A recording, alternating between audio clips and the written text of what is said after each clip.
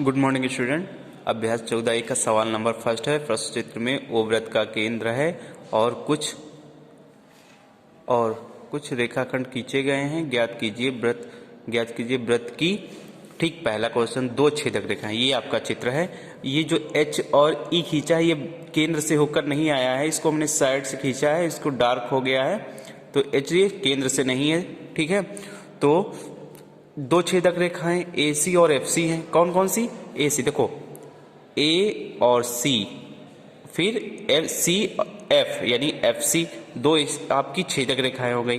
दो स्पर्श रेखाएं आपकी जी एच और आपका दूसरा क्या दिया हुआ है, एफ जी, एफ और जी। उसके बाद एक व्यास, तो व्यास आपका क्या है, बी ए आपका व्यास है। एक स्पर्श बिंदु की बात करता है, तो एक स्पर्श बिंदु हमारा ए है और एक कह सकते हो एच है। ठीक, एक जीवा की बात करता है, तो एच और ई, डी और ई, ये आपकी क्या है, जीवा है। ठीक, फिर उसके बाद आगे चलते हैं। जीवा और छेदक रेखा में क्या अंतर है, चित्र बनाकर स्पष्ट कीजिए। जीवा जो केंद्र से होकर नहीं जाती है, तथा इनको, ये देखो, ये आपकी जीवा है, ठीक, और ये आपकी छेदक रेखा है। तो हमने जीवा की डिफिनेशन लिखी है और छेदक रेखा की, ये दोनों डिफिनेशन है। उसके बाद सवाल नंबर 3 आपको स्वयं करना है। 4 नंबर में 2 सेमी त्रिज्या का एक वृत्त खींचना था। खींचने के अभ्यंतर एक बिंदु P लेना था।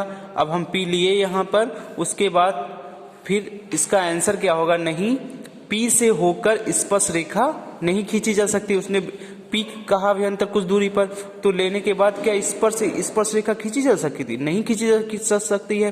कि अगला नंबर 5 नंबर सवाल है छेदक रेखा की हमने डिफिनेशन परिभाषा लिखवाई, आपको स्वयं लिखना है इससे देखकर पीछे से। ठीक है, जो लिखवाया अभी। स्पर्श रेखा, देखो ये चित्र हमने बनाया है, ये छेदक रेखा है, ठीक, और ये आपकी स्पर्श रेखा है। तो स्पर्श रेखा किसी वृत्त की स्पर्श रेखा वह रेखा है जो उस वृत्त को केवल एक ही बिंदु पर काटती है। चित्र में एम स्पर्श रेखा है। तो 14A के सभी सवाल आपको हल करने हैं।